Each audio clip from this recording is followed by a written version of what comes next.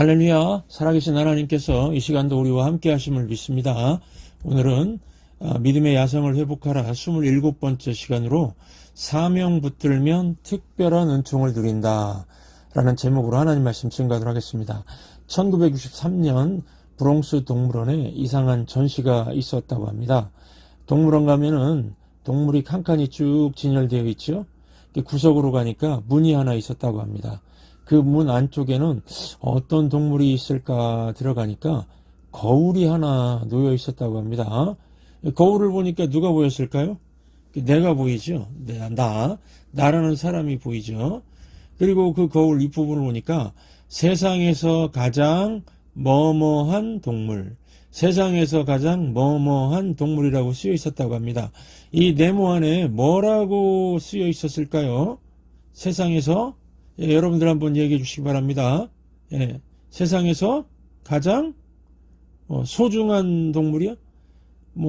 희한한 동물 아니면은 잔인한 동물, 이상한 동물 뭐라고 쓰여 있었을까요? 세상에서 가장 위험한 동물 이렇게 쓰여 있었답니다. 지구상의 모든 종을 멸망시킬 수 있을 만큼 가장 위험하다 그렇게 써 있었다는 것입니다. 그래서 여러분들 부모님들이 자녀들에게 뭐라고 하죠? 차 조심해, 길 조심해, 불 조심해, 개 조심해. 그런데 자녀가 나이가 들어도 부모가 노파심에 항상 조심하라고 하는 게 무엇입니까? 사람 조심해. 사람 조심해죠. 사람이 가장 위험하다는 겁니다. 거울 속에 내가 보이니까 내가 가장 위험하다는 겁니다. 내 감정이 통제가 안 되면 어떻습니까? 막 다 부수고 싶지요. 막 갈 때까지 가보자! 그러면서 막 나가고요. 그러지 않습니까? 얼마나 위험합니까? 여러분, 그래서 인간관계가 가장 힘들지 않습니까? 세상에 나하고 딱 맞는 사람이 없지요. 부부는 일심동체라 그러는데 어떤 분이 그러시더라고요. 내 아내는 나의 로또입니다. 그래서 부인 저랑 대단하시네 그랬더니 그게 아니고요. 로또처럼 안 맞아요 그러시더라고요. 이 부부도 이렇게 안 맞는데 여러분 같은 교회 다닌다고 교우들끼리 잘 맞을까요? 저는 교회가 하나됨을 이룬다는 것은 기적 중에 가장 큰 기적이라고 생각합니다. 이거는 하나님의 영이 교우들 사이에 교통해서 그리스도의 평강을 심어줄 때 가능한 겁니다. 성령이 나를 변화시켜야 가능한 겁니다. 우리 옆 사람에게 그런 의미에서 한번 말씀해 주시기 바랍니다. 성령 충만하십시오. 성령 충만하십시오. Be filled with the Holy Spirit. 성령 충만하십시오. 오늘 본문 말씀은 세상에서 가장 위험한 존재가 사람이라고 하는데 사람을 살리는 사명에 대해서 강조하고 있습니다. 오늘 본문의 배경은 이렇습니다. 기브온 민족이 믿음으로 구원받고 하나님의 백성이 되었습니다. 이 기브온 사람들은요 절대로 하나님을 믿을 것 같지 않는 그런 사람들이었습니다. 우리 주변에도 그런 사람 있지 않습니까? 세상이 두 쪽이 나도 저 사람은 예수 안 믿을 거야. 그런 사람이 예수 믿고 교회 다니면 깜짝 놀라지 않습니까? 그게 기브온 민족이었습니다. 기브온은 가나안 북부 지역의 중심부에 위치해 있었고 큰 성이었습니다. 사이즈가 작은 잔챙이 성이 아니었습니다. 그리고 이 기브온 남자들은 싸움을 잘하는 아주 용맹스러운 전사들이었습니다. 그러니까 이런 사람들이 하나님을 믿을 리 없다고 생각한 것 같습니다. 요즘식으로 말하면 어떤 사람이 막 세상의 권력과 돈을 다 갖고 있어서 도저히 믿을 것 같지 않는 조건인데 예수님을 믿었다고 그러면 이상한 거죠. 그게 바로 기브온 사람입니다. 기브온 민족이 하나님의 백성이 되었다는 소식을 듣고 그래서 주변이 아주 난리가 난 것 같습니다. 예루살렘 왕 아도니세덱이 주변에 4명의 왕들과 연합해가지고 기브온을 점령하고 믿지 못하게 만들자 이랬다는 것입니다. 그래서 오늘 본문 보시면은 기브온 사람들이 다급하게 여호수아에게 도움을 요청합니다. 6절을 읽겠습니다. 기브온 사람들이 길갈 진영에 사람을 보내어 여호수아에게 전하되 당신의 종들 돕기를 더디게 하지 마시고 속히 우리에게 올라와 우리를 구하소서. 산지에 거주하는 아모리 사람의 왕들이 다 모여서 우리를 치나이다 하매 이 구절은 마치 그 사도행전 16장에 나오는 마게도냐 환상과 오버랩 되지 않습니까? 사도 바울이 기도하는 중에 환상 가운데 마게도냐 사람이 건너와서 우리를 도와주세요. 건너와서 우리를 도와주세요 하는 그런 걸 봤습니다. 그래서 사도 바울이 가서 도와준 것이 유럽 선교의 시작이 되었죠. 지금 이 여호수아와 이스라엘 백성도 같은 상황입니다. 다급합니다. 이머전시입니다. 속히 올라와서 우리를 도와주세요. 전가를 받았습니다. 여러분 길갈에서 기브온까지는 대략 40km 떨어진 거리입니다. 젊은 군인들이 빠른 걸음으로 1시간에 4km 갑니다. 평지일 때요. 만약에 산지면은 3km도 힘들 겁니다. 그러니까 최소한 10시간은 행군해서 가야 됩니다. 그때 상황은 이미 기브온 민족 주변으로 이 다섯 왕들의 연합군이 모여들고 있는 그런 상황이었겠죠. 이미 진치고 있었을 겁니다. 그러니까 도우러 가더라도 경계태세하면서 가야 되고 많은 희생을 치를 각오를 해야 됩니다. 사상자가 얼마나 생길지 예측할 수가 없습니다. 그래서 만약에요 여호수아와 이스라엘 대표들이 모여서 상의하기를 어차피 기브온은 가나안 사람들이고 5명의 왕들이 총 공격을 하고 있으니 우리 백성들이 많은 희생을 불사하고 갈 이유가 없다. 그랬으면은 어떤 결과를 예측할 수 있을까요? 5 왕들의 연합군이 대승리를 거두고 기브온 민족은 멸절당하겠죠. 그러면은 가나안 사람들에게 하나님 믿으면 이렇게 망한다 소문이 돌겠죠. 그리고 적들의 사기가 올라가서 여호수아 군대가 가나안의 29개 성들을 점령하는데 훨씬 더 어려웠을 겁니다. 그런데 여호수아는 어떤 결정을 내립니까? 즉시 가서 도와주자. 반드시 살리자. 살리는 게 우리의 사명이다. 이런 액션을 취했다는 겁니다. 자기 동족이 아닌 남을 살리는 일을 사명으로 알고 즉시 행동했다는 겁니다. 구절을 함께 읽겠습니다. 여호수아가 길갈에서 밤새도록 올라가 갑자기 그들에게 이르니 남을 살리는 사명을 즉시 수행하지요. 여러분 이게 하나님께서 우리에게 주시는 메시지입니다. 남을 살리는 일을 즉시 하라. 그러면 더 큰 성공을 허락하겠노라. 제가 이 목사로서 영적 싸움의 현장에 항상 서 있지 않습니까? 그래서 마귀와 친한 것은 아니고요. 마귀의 싸움 거는 스타일을 조금 알고 있는데요. 마귀는요. 우리가 교회 안에서 밥 먹고 교제하고 모여서 예배드리고 하는 거는 그냥 놔둡니다.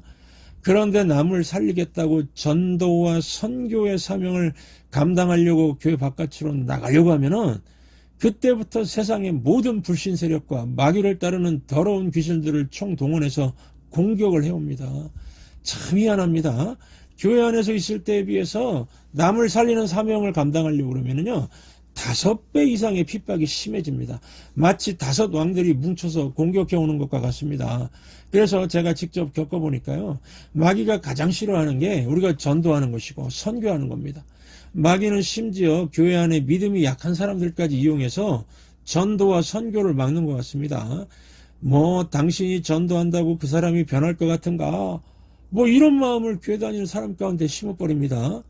그런데 여러분 기브온 민족도 믿음 같지 않습니까? 마귀에게 속으면 안 되는 겁니다. 또 믿는 사람 중에 뭐라고 하느냐면은 우리 교회도 힘든데 다른 나라에 무슨 선교입니까?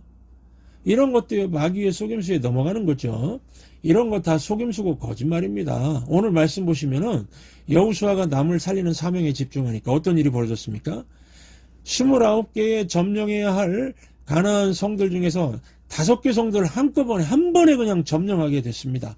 5배의 더 큰 승리를 맛보게 되었다는 것입니다. 여호수아가 남을 살리는 사명에 집중하니까 하나님의 특별한 은총을 경험하게 되었습니다. 제가 여호수아서를 읽을 때 가장 놀라는 내용이 바로 이 기브온 전쟁입니다. 여호수아 10장 보시면요 만화 같은 기적이 나옵니다. 여호수아가 적군들을 물리치는데 어두워지니까 태양을 멈추게 하는 기도를 하지 않습니까? 믿음으로 하는 기도를 응답하시지만 하나님도 놀라지 않았을까요? 제 느낌에 그랬을 것 같은 느낌이 듭니다. 와우, 자슈아, 여호수아 막 이러면서요. 태양을 멈춰달라고 기도해 보신 적 없으시죠? 하나님에 대한 믿음, 대단한 믿음 아닙니까? 그것도 남 살리겠다고 이런 기도하니까 하나님이 태양까지 멈추게 하셨습니다. 12절 함께 읽겠습니다. 여호와께서 아모리 사람을 이스라엘 자손에게 넘겨주시던 날에 여호수아가 여호와께 아뢰되 이스라엘의 목전에서 이르되 태양아 너는 기브온 위에 머무르라. 달아 너도 아알련 골짜기에서 그리할지어다. 아멘. 태양이 멈추니까 뭐 달도 멈춘 거죠. 이뿐만이 아닙니다. 우박 기적도 있었습니다. 11절 함께 읽겠습니다. 그들이 이스라엘 앞에서 도망하여 벳 호론의 비탈에서 내려갈 때에 여호와께서 하늘에서 큰 우박 덩이를 아세가에 이르기까지 내리심에 그들이 죽었으니 이스라엘 자손의 칼에 죽은 자보다 우박에 죽은 자가 더 많았더라. 그 당시는요, 원래 가나안에 비가 오지 않고 햇볕이 쨍쨍 내릴 때는 그런 시기였습니다. 비가 안 오면은 당연히 우박도 안 떨어지죠. 그런데 비가 안 올 때 우박이 하늘에서 마구 떨어졌습니다. 이 고대 근동의 전투는 대부분이 백병전이었습니다. 막 섞여서 막 부딪히고 싸우는데 하나님께서 하늘에서 우박을 쏘는데 이 대적들만 맞춰서 탁탁 쓰러뜨린 겁니다. 그러니까 스나이퍼 하나님이죠. 저격수 하나님이죠. 칼로 죽은 자보다 우박으로 죽은 자가 더 많았다고 합니다. 저는 이 장면을 묵상하면서 속으로 외쳤습니다. 남 살리는 사명 붙들면 더 큰 승리를 맛보는구나. 하나님의 특별한 은총을 체험하는구나. 그렇지 않습니까? 우리가 남을 살리는 사명에 충성하면요, 우리를 괴롭히는 5개의 문제들이 한 번에 끝나버릴 수도 있다는 겁니다. 그래서 저는 우리 교회 모든 성도들이 1년에 1명 이상씩 전도도 하고 미국보다 좋은 천국 가기 전에 꼭 외국이죠. 외국 선교지를 한 번 이상 가길 바라고 있습니다. 그게 우리 삶에 하나님의 특별한 은총을 체험하는 길이거든요. 뭐 물론 관광식으로 가는 그런 선교 말고요. 남 살리러 가는 거 말하는 겁니다. 제가 만나본 사람들 중에요. 전도와 선교의 사명을 감당한 사람들 공통적으로 하는 고백이 있었습니다. 삶에 많은 변화들이 일어났습니다. 이상하게 감사가 막 넘칩니다. 이전에 찾아오던 주기적인 시험들이 다 사라졌습니다. 우울증이 사라지고 불면증이 사라졌습니다. 건강의 복도 주십니다. 이상하게 재물의 복도 찾아옵니다. 젊은이들 보면요, 전도하다가 전도의 현장에서 배우자를 만났습니다. 선교 갔다가 선교지에서 배우자를 만났습니다. 뭐 이런 걸 제가 듣습니다. 뭐 저도요, 다른 거 모르지만 선교하니까 우리 교회 재정에 마이너스가 나지 않습니다. 밖으로 돈을 퍼주는데도 하나님의 채워주시는 손길을 생생하게 체험하고 있습니다. 특별한 은총이죠. 그리고 성도 개개인도 그렇고 교회 공동체도 그렇고요. 전도와 선교를 해야 내 자신이 깨어있을 수 있고 죄악된 세상에 물들지 않고 싱싱하게 살아갈 수 있다는 걸 많이 체험하고 있습니다. 이 소돔과 같은 그런 환락의 도시, 미국의 어느 도시에서 복음 전도하는 노인이 있었습니다. 아마도 뭐 뉴욕이나 라스베가스 같은 곳 도시겠죠. 길거리에서 전도를 해도 사람들이 전혀 듣지 않는 겁니다. 그러니까 교회를 다니지만 전도에 대해서 회의적인 한 젊은이가 지나가다가 물었다고 합니다. 어르신, 사람들이 듣지도 않는데 왜 전도하십니까? 그때 노인이 이렇게 말했다고 합니다. 이복의 젊은이, 불신자들은 거의 변하지 않는다네. 그러나 그들이 나를 변화시키지 못하도록 외치는 거야. 맞지 않습니까? 여러분, 우리가 입 다물고 있으면 우리 자신이 세속화됩니다. 그러면 나도 죽고 남도 죽고 다 죽습니다. 그러나 우리가 입을 열고 천국 복음을 외치면 달라집니다. 전하면 나도 살고 너도 사는 겁니다. 입 다물면 같이 망하는 거고요. 그래서 제가 확실하게 말씀드리는 건 이겁니다. 남을 살리는 사명을 감당하면 하나님의 특별한 은총을 누리게 되는데요. 먼저 내가 건강한 신앙인으로 설 수 있습니다. 내가 세속화되지 않습니다. 그리고 삶의 수많은 하늘의 복들, 기적들, 변화들이 일어나게 될 것입니다. 그러면 우리가 남 살리는 전도와 이 선교의 사명 잘하기 위해서 무엇을 준비해야 될까요? 2가지입니다. 첫째, 말씀을 충분히 먹어야 됩니다. 말씀 먹지 않으면요, 나약해지고 말씀 먹어야 강력해집니다. 에스겔서 3장을 보시면은 인자야 말씀을 배에 넣으라, 창자에 채우라고 합니다. 여기서 인자는 벤 아담 그런 뜻인데 흑의 아들, 티끌의 아들 그렇습니다. 그러니까 약한 자, 부족한 자 그런 뜻이죠.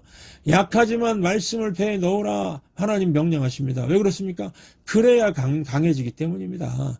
이 누에벌레가 명주실 실크를 뽑아냅니다. 실 먹고 실 뽑는 게 아니고 뽕잎 먹고 실을 뽑습니다. 예, 그러니까 우리가 이 말씀이란 뽕잎을 먹고 창자 속으로 들어가 소화시켜야 합니다. 그러면은 명주실 실크라는 현실의 열매를 맺게 된다는 것입니다. 처음에는 쓴 말씀들이 있습니다. 하지만 말씀을 계속 먹으면은 꿀같이 달게 됩니다. 외국인이 이해 못하는 한국인 음식이 깻잎이라고 합니다. 씁쓸한 이걸 어떻게 먹냐고 그럽니다. 그런데 한국 사람 깻잎의 그 쓴맛을 좋아하지 않습니까? 계속 먹으면요 단맛이 나고 고소하고 맛있지요. 여러분 이 바이킹 야만인이었던 영국이 강해진 이유는 유럽에서 제일 먼저 모국어로 성경을 번역했기 때문입니다. 1388년에 존 위클리프가 성경을 영어로 번역했습니다. 1525년에는 윌리엄 틴데일이 성경을 영어로 번역했습니다. 그리고 왕인 제임스 1세는 1611년 54명의 학자에게 명령해서 공식 성경 번역을 했습니다. 이게 유명한 킹 제임스 버전입니다. 성경 읽다가요 나라 자체가 강해진 겁니다. 한국도 초창기 부흥회를 사경회라고 불렀습니다. 성경을 조사하는 모임, 즉 성경을 풀고 공부하는 모임이 그 부흥회였습니다. 그래서 초창기 한국교회는요 작지만 강한 교회였습니다. 일제의 핍박을 이길 정도의 강력함이 있었습니다. 이렇게 말씀 먹으면 강해집니다. 남을 살리고 싶으십니까? 기도는 당연히 해야겠죠. 그리고 충분히 성경 읽으십시오. 하나님의 축복된 말씀 받으십시오. 그리고 주신 말씀으로 증거하시면 강력해질 것입니다. 두 번째, 쉬운 전도나 쉬운 성경은 없습니다. 성령의 기름 부으심으로 담대하게 전해야 합니다. 성경을 보시면은 남 살리는 것도요 먼저 동족에게 가라고 합니다. 동족에게 가고 외국인에게도 가고 동시에 갈 수도 있지만 외국인에게 먼저 가고 동족에게 나중에 가라 그렇게 말씀하지 않으셨습니다. 예, 에스겔 3장 5절 보시면 언어가 다르거나 말이 어려운 백성에게 보내는 것이 아니다라고 그랬습니다. 사도행전 1장 8절 말씀도요. 먼저 동족에게 가라고 하십니다. 예루살렘과 온 유대부터 가라고 하십니다. 외국어로 전도는 어렵지요. 미국 사람 알렌 선교사가 26살에 한국 선교사로 왔습니다. 어렵게 한국어를 배웠습니다. 그리고 한국어 예배를 시작했습니다. 당시는 남녀가 따로 앉게 되어 있었습니다. 그래서 그거를 이렇게 예배 시간에 말했다고 합니다. 수컷은 이쪽, 암컷은 저쪽. 수컷은 이쪽, 암컷은 저쪽. 사람들 표정이 안 좋았답니다. 남자는 이쪽, 여자는 저쪽이야죠. 나중에 알고 아주 백배 사죄했다고 합니다. 여러분 이게 남의 말로 전도하는 거 어렵습니다. 뭐 동족에게 전하는 것도 결코 쉽지 않습니다. 오히려 더 어려울 수도 있습니다. 성경에도 보시면은요. 동족에게 전하라고 해서 전하는데 그들의 이마가 굳고 마음이 굳어서 듣지 않을 것이다 그랬습니다. 그럼에도 불구하고 에스겔서 3장 7절과 11절 보시면은 그래도 듣든지 아니 듣든지 전하라 그랬습니다. 뭐 무례하게 막무가내 전하는 뜻이 아니고 상처받지 말고 전하라는 뜻입니다. 여러분 우리가 남을 살리는 사명 감당하면서 상처받지 않으려면 성령의 기름 부음이 반드시 있어야 됩니다. 그래야 담대함이 가능합니다. 하나님이 전도자의 얼굴에 철판을 깔아주십니다. 강심장이 되도록 도와주신다 그랬습니다. 여러분 북한에서 살기 어려워서 중국으로 탈북하는 사람들 중에 중국에서 복음을 영접하고 예수 믿고 다시 북한으로 돌아가는 분들이 있다고 합니다. 왜 그럴까요? 전도하기 위해서요. 이들에게 예수 전사들의 수칙이란 게 있다고 합니다. 수칙 1. 예수로 혁명하자.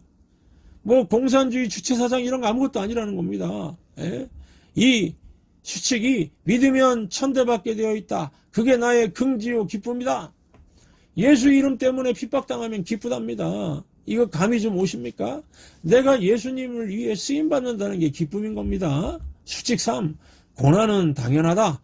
칭찬받는 것보다 욕먹는 것을 먼저 배우라. 수칙 4. 성경이란 잣대로 제일 먼저 살아야 된다. 와, 제가 그 수칙 얘기 듣고 좀 부끄러웠습니다. 그리고 그분들이 정말 존경스러웠습니다. 북한으로 돌아가는 복음 전도자들 얘기를 들으면서요, 그들은 확실히 성령의 기름 부음으로 담대해진 게 확실하다 느꼈습니다. 성령의 기름 부음 아니면은 그렇게 할 수 없습니다. 저와 여러분도 뉴욕의 영혼들 구하려면은요, 성령의 기름 부음 반드시 필요합니다. 우리 교회가 선교의 사명을 감당하려면은 성령의 기름 부으심이 반드시 필요합니다. 성령이 하나님 아버지의 사랑을 부어줘야 영혼이 불쌍해지거든요. 세상에서 가장 위험한 존재가 아니라 나중에 지옥 형벌 받게 될 운명에 있는 가장 불쌍한 존재라고 보입니다. 여러분, 교회가 성령의 기름 부음이 없으면은 멍령의 기름 부음이 있습니다. 멍합니다. 마귀가 주는 영이죠. 그러면 생명력도 사라지고 교우들 사이에 무슨 원망과 불평만 생기고 자꾸 상처만 받습니다. 사실 교회 와서 사람 체험만 하면 좋을 게 뭐가 있겠습니까? 성령 체험을 먼저 해야죠. 그래야 사랑할 마음, 용서할 마음이 생깁니다. 내 의지 갖고 어렵습니다. 성령 충만해서 뜨겁게 사랑하고 무조건 용서하고 함께 동역자가 되어서 죽어가는 영혼을 구하러 떠나는 라이프 세이버의 삶을 사시기를 주의 이름으로 축원합니다. 우리 옆 사람에게 다시 한번 말씀해 주십시오. 성령 충만, 사랑 충만하십시오. 성령 충만, 사랑 충만하십시오. 기도하겠습니다. 하나님 아버지, 거울 속에 내가 가장 위험한 존재임을 깨닫습니다. 우리는 남을 진정으로 사랑할 능력이 없음을 고백합니다. 우리는 스스로 감정을 통제하기 어렵고 내 자존심을 건들면 모멸감을 느끼고 끝없이 분노합니다. 우리의 내면은 선한 것을 찾아볼 수 없을 만큼 악의 공장입니다. 우리 마음에서 나오는 것은 악한 생각, 곧 음란과 도둑질과 살인과 간음과 탐욕과 악독과 속임과 음탕과 질투와 비방과 교만과 우매함 뿐입니다. 이런 우리의 옛사람의 모습을 십자가에 못 박기를 원합니다. 성령의 능력을 성령의 능력으로 다시 태어나게 해주시고 예수님의 인격 안에 연합되어 살게 해 주옵소서. 그리하여 다른 사람을 긍휼히 여길 줄 알고 불쌍히 여길 줄 알아서 전도와 선교의 사명, 남을 살리는 사명을 감당함으로 하나님 아버지의 특별한 은총을 누리는 복된 삶을 살게 하여 주시옵소서. 예수님의 이름으로 간절히 기도하옵나이다. 아멘.